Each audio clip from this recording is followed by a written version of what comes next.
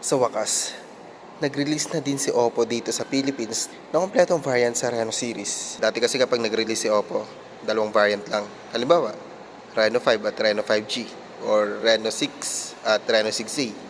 Okay naman Reno 80 5G at Reno 80. Pero ngayon, meron ng Reno 10, Reno 10 Pro at Reno 10 Pro Plus.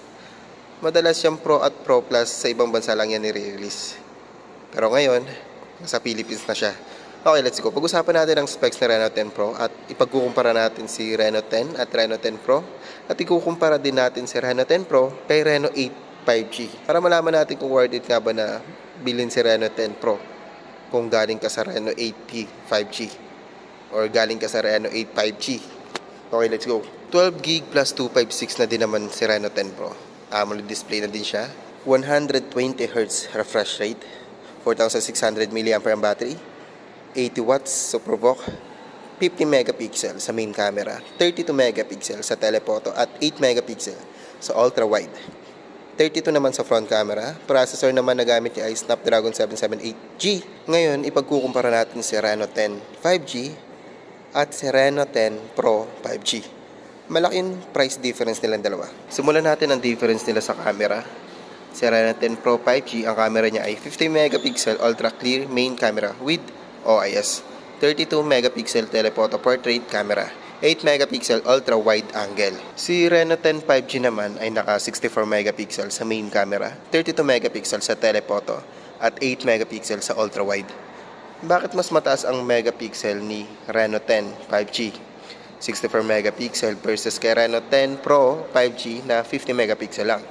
Mas mahal si Reno 10 Pro. Mas mataas ang presyo ng Reno 10 Pro dahil po yan sa naka OIS ang main camera ng Reno 10 Pro. So ano yung OIS? Ang OIS, big sabihin po nun ay Optical Image Stabilizer.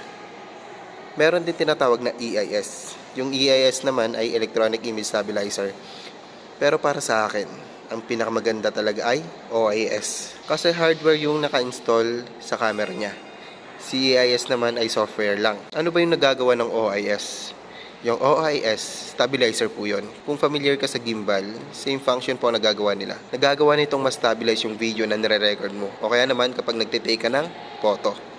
Halimbawa na naglalakad ka, kahit naglalakad ka tapos nagre-record ka ng video at mahaalog yung paghawak mo sa camera, pag pinanood mo po siya, hindi po siya maalog. Smooth pa rin yung pag-record ng video.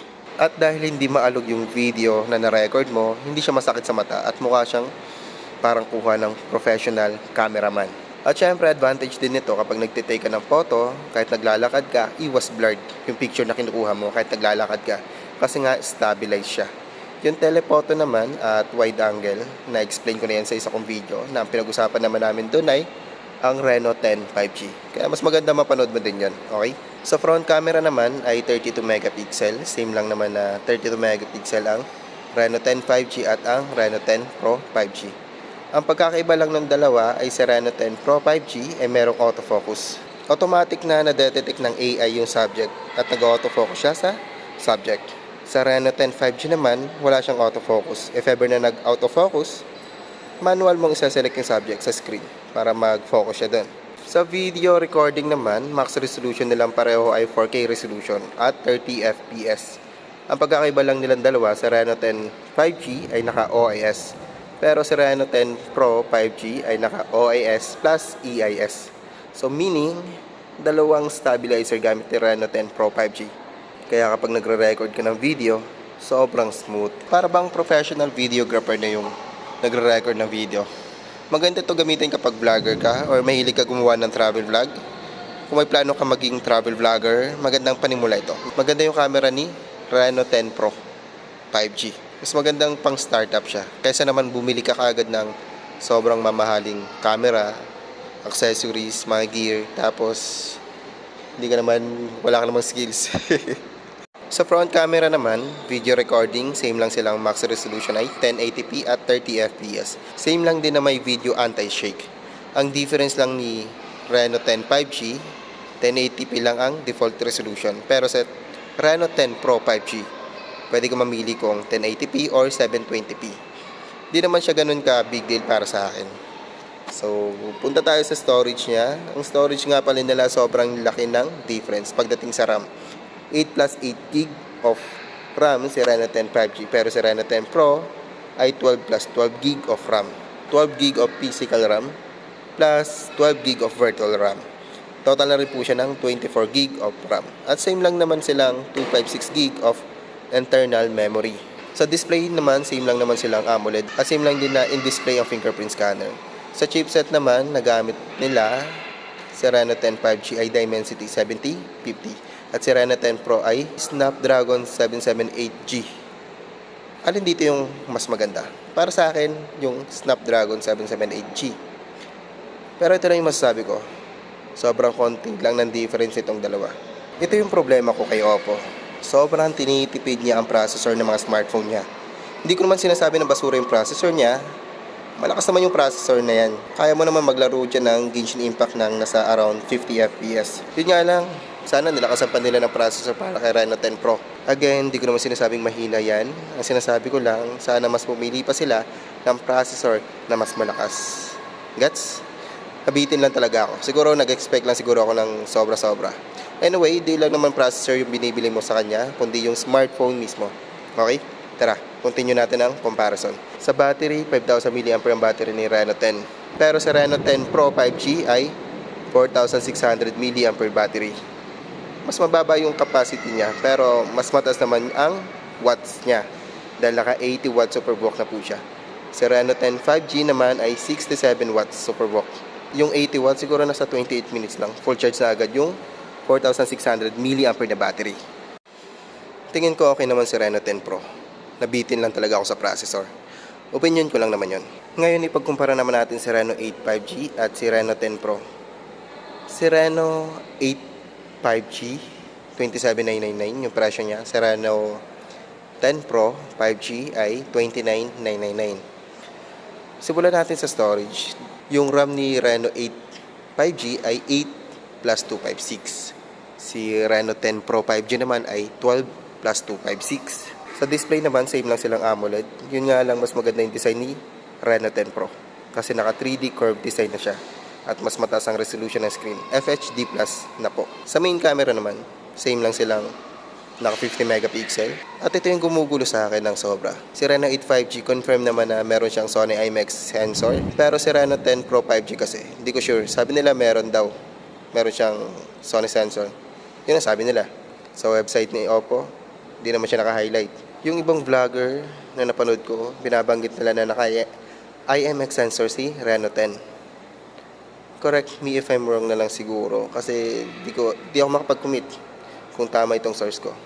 Let's say itong chismis na ito, sana totoo.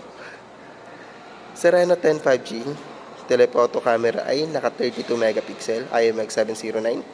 Same din sa front camera, naka 32 megapixel, IMX 709. Ang Reno 10 Pro 5G naman, ang main camera niya ay 50 megapixel. Sony IMX 890, 32 megapixel, IMX 709. Telephoto, portrait, 8 megapixel sa ultra wide, pero wala siyang IMX sensor. Same din sa front camera, 32 megapixel, IMX 709. Kung sakaling totoo ito, panalo ka dito kay Reno 10 Pro. So ano ba yung nagagawa ng IMX sensor nito? Kapag mas maliit po kasi yung sensor, mas mababa yung quality ng image, mas marami yung noise sa image, at mas less yung dynamic range ng image. Yung dynamic range, yan po yung range ng light and dark color na kaya niyang i-apply sa isang image.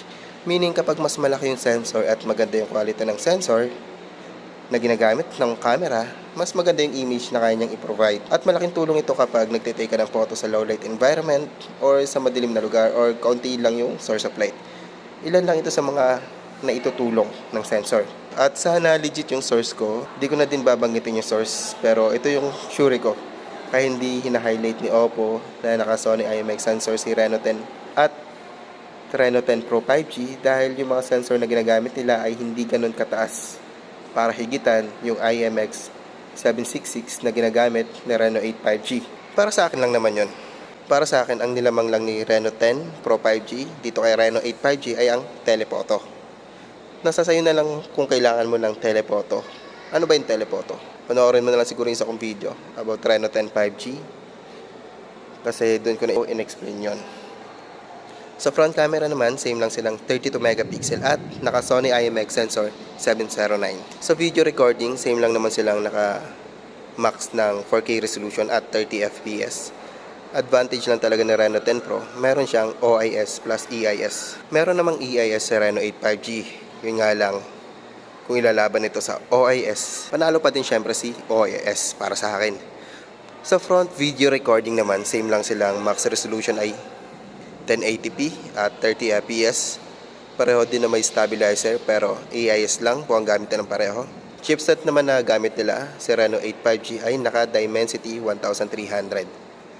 At si Reno 10 Pro 5G ay naka Snapdragon 778G. At ito yung tanong, alin dito sa dalawa ang mas maganda? Para sa akin, mas panalo pa din dito si Dimensity 1300. At dahil dito, na-disappoint na naman ako sa processor ni Reno 10 Pro. Anyway, camera phone naman talaga highlight na Reno 10 Pro 5G. Kaya wala na ako magagawa dyan. Hindi ko naman sinasabing basura ang processor ni Reno 10 Pro.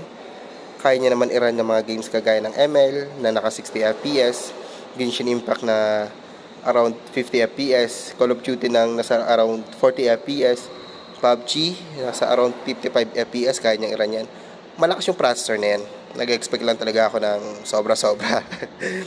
Sa charging speed naman, naka 80 watts super proxy lang pareho. Sa battery capacity naman, si Reno 8 5G ay 4,500 mAh battery. Si Reno 10 Pro 5G naman ay 4,600 mAh battery. Tingin ko naman kung galing kang Reno 8T 5G, worth it naman na mag-upgrade ka kay Reno 10 Pro 5G. Pero kung ang smartphone na gamit mo ay Reno 8 5G, sa tingin ko mas okay na Reno 10 Pro Plus ang bilhin mo. At pag-uusapan natin sa Reno 10 Pro Plus sa susunod kong upload. Yun lang naman sa video ito. Click mo na lang yung yellow basket dyan. Check out mo na yung Reno 10 Pro kung gusto mo. May mga kasama din tayo dyang case sa yellow basket para sa Reno 10 Pro. Available naman through COD. Meron din case na available dyan na may kasamang camera cover. May case din dyan na may shockproof. Check out mo na yan. Kung may inquiries ka, PM mo lang ako. Follow mo na din ako sa ibang platform. YouTube, Facebook group, FB page, Reels, TikTok. PM mo lang ako kung may inquiries ka. At kung gusto mong bumili sa physical store namin, para may refer kita sa pinakamalapit na branch namin. Pwede naman yan through Skyro, Home Credit, Salmon. PM ka lang sa akin. Tuturuan kita kung paano mag-apply. Yun lang naman. Check out mo na yan. Peace out.